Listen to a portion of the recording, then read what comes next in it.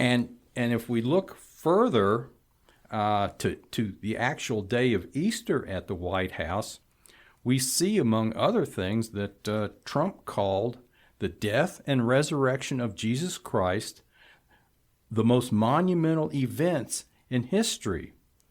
And he referred to God's love for the human race in sending his son to die on the cross for us, a quote from Billy Graham, and referred to those as beautiful words, just not something you associate with President Trump saying. And so President Trump did everything possible to make the celebration of Easter at the White House as holy as possible, and as holy as a Christian nation should celebrate it. And, we just can't leave this subject without pointing out what a stark contrast that is to Easter of 2024, when the Biden administration declared Easter to be a transgender day of visibility. So sadly, and I didn't really understand when they did that, what was going on. I still don't. Well, I think you and about 100 million other people. More is about to be revealed, I think, to not just the country, but to the world about what that whole 4 years was about.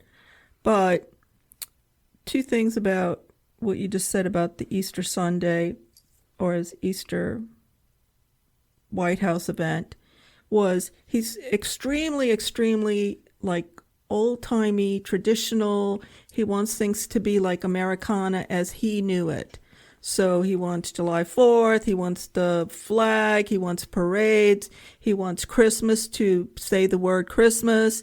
He wants, all the things kind of Norman Rockwell-ish, and he's very adamant about keeping those traditions. Even in his family, every year they go to Mar-a-Lago, they have the big Thanksgiving dinner, the whole family has to go. So he's as much as he seems to be a go-getter, he's also quite, it seems to me, about holidays and whatnot, a traditionalist, and he wants things how they used to be replicated for his children and grandchildren and for all of us. So part of the Easter thing was he wanted the Easter White House event to be, with kids, with Easter eggs, with the Easter bunny, all the things from the 60s, 70s that traditionally have been Easter, but interjecting what actual Easter actually is. It's not about the chocolate bunny, it's about the resurrection of Jesus Christ.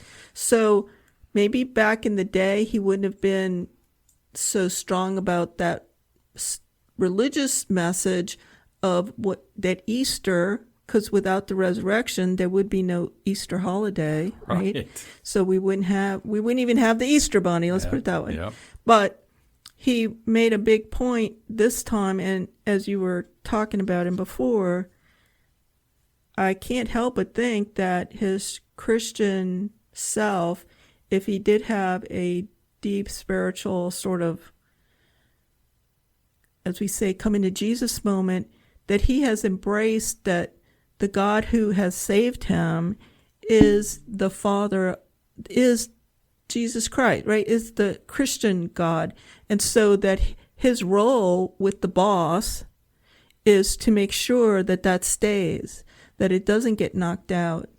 So as we in America have the welcome mat to all who want to come and be part of the American dream, so does the church have that. And so the whole transgender thing may have been like, all people are welcome. Anybody is Christ died for everybody, right? So everybody's welcome to come to the table, everybody. And you don't have to be all perfect to come to the table of the Lord. But what they did in 2024 at the White House was they never mentioned Jesus Christ. Correct. They never mentioned what Easter was about. They just made it about a particular advocacy for a particular group, which that should be like to some other event, some other day. But to, in a way, sacrilegiously make something you're advocating for Trump, I hate to use that word, but to take precedence over what Easter is, which is, I think that was where it was like just way too much. As we're finding out all the things that now are coming out, just everybody strap in for AutoPen.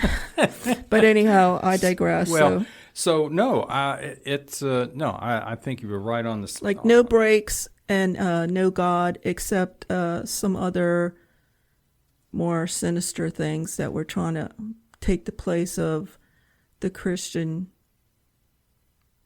footprint that America has.